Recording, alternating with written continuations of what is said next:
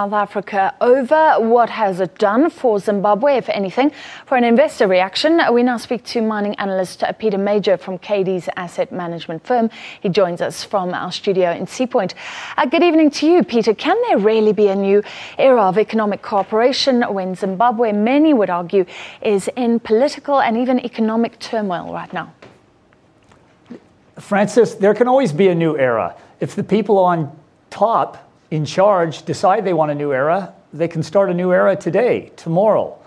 But I'm not sure we're going to see a new era just yet. It used to be when President Mugabe came to South Africa, we were very optimistic. We thought some of all the good things we'd accomplished in South Africa might rub off on him, and he would go back to Zimbabwe and apply some of our policies. But what's happened over the years, it looks more and more like each time he comes down here, we're heading towards applying his policies.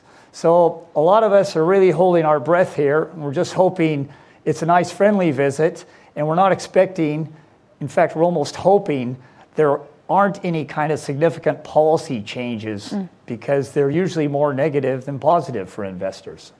Well, what you're referring to is Mugabe once again saying that resources belong to Africans. They're more important than the capital of investors. Of course, the argument is that under the ground, they're not feeding people. They're not providing tax, export revenues, providing jobs. So I think there is a recognition from Zimbabwe that it does need investment. But what has the indigenisation policy asking our companies to cede 51%? What has it done so far? Because it's not new. Are we seeing companies wanting to leave Zimbabwe, or are they putting up with it because there are still opportunities there? See, this indigenization policy, unfortunately, it's closed down mines, it's driven away investment, and it's erected an iron curtain on new investment. And I don't think anybody on the planet disagrees that the minerals in the ground belong to that country's population.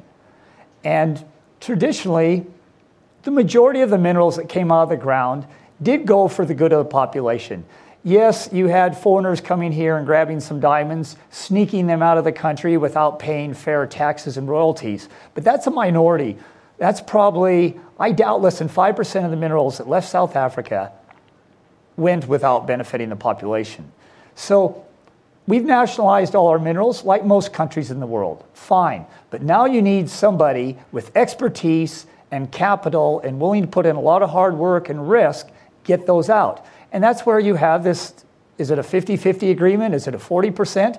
For years and years, most of the gold that came out of the ground, 40% of the profits went straight to the government. And that's before we even nationalized the gold and other minerals in the ground.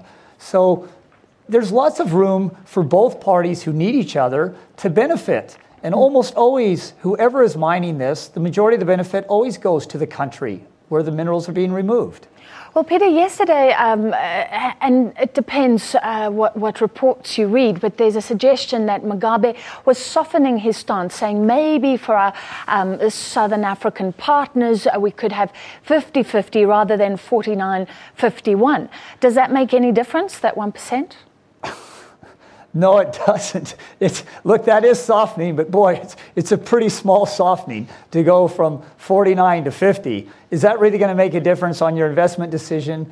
No. And there's nothing wrong with 50-50 if both sides contribute equally. But that's the problem here, is when he said 49-51, he expected the poor 49% partner to finance the 51. And that's where the world has gotten in the dwang. And that's where our mining industry, worldwide, but especially here in South Africa and Zimbabwe, that's where it's really fallen apart. Because it encourages debt. And we know debt is bad. We know very, very few companies in the world can ever be built on debt. You know, did Steve Jobs take on debt? Bill Gates, Henry Ford, Rockefeller. They didn't even know how to spell the word debt. So this is worse than a misconception that you can build companies with debt. Debt is a cancer, and to start building a company with debt. It's a cancer that's going to eat at that company till its demise. Well, Peter, So, we have to look at this. 50-50. Let me stop you, because you said that South Africa could be influenced by Zimbabwe. So it's very important to look at what policies they're implementing. It's different to BE. Government takes the funds, I understand, and holds them for the population. Is there a concern about where those funds are going, how they will be used, etc.? You're just scratching the top. Yes, there's a real concern. Where are those funds going that are being held? And for a long time, there's no funds to be held. Funds have to go into the ground. Somebody has to finance that. Now, if I get 50% of something, say I've saved and worked hard, I got the money for my 50%. Who's going to give the other 50%? What bank is going to loan 50% to a government that has a track record of confiscation and nullifying its debts, ignoring its debts? And that's where the risk comes from. And the risk, as you mentioned, we're starting to talk 51% here.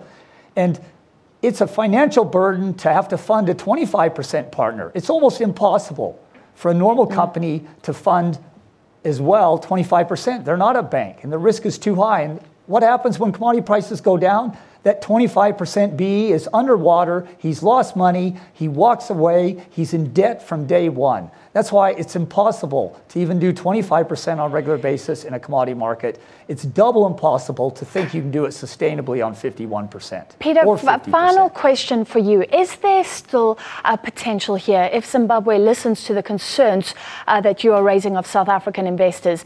Implats is there, PPC, some of the banks, some of our retailers, many hoping for better days in Zimbabwe. Can those come? They definitely can, Francis. And like I said, if a decision is made tonight and say implementation starts tomorrow, it would be a mad rush up there. I would probably move up there. Zimbabwe's got shallow, good ore reserves. They got an educated population that likes to work. A policy decision could be made easily, and the economy would take off like a rocket. It's so easy. It could be done so easily. Let's leave it there. Peter Major from Cady's asset management firm.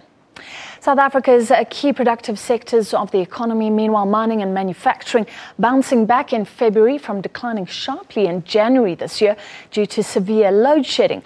Although both sectors, mining and manufacturing, are yet to register positive growth this year, the rate of decline has lessened substantially. Mining now accounts for 5% of the country's overall economic